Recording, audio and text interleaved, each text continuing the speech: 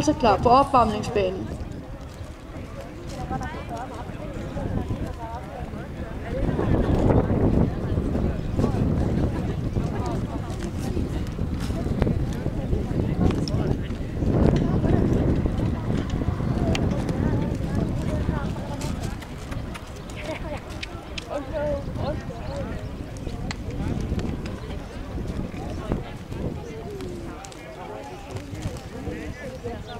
Sofie Bølund, hun rider her den lysebrune hingst, Volstrups Cash.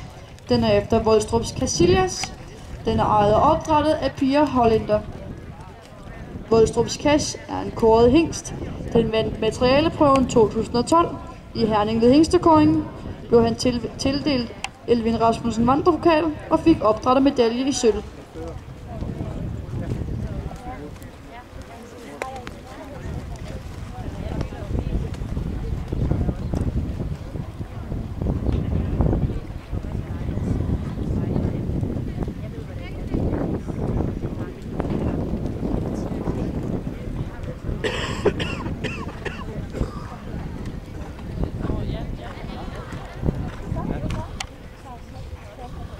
Næste runde vi skal frem til start er start nummer 32, Michaela Johansen. Start nummer 33, Annette Schmidt skal med på banen.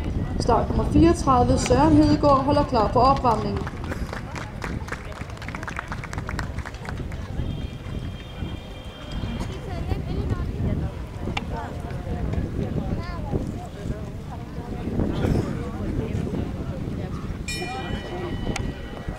Så fik vi her en ny topscorer, Sofie Bølund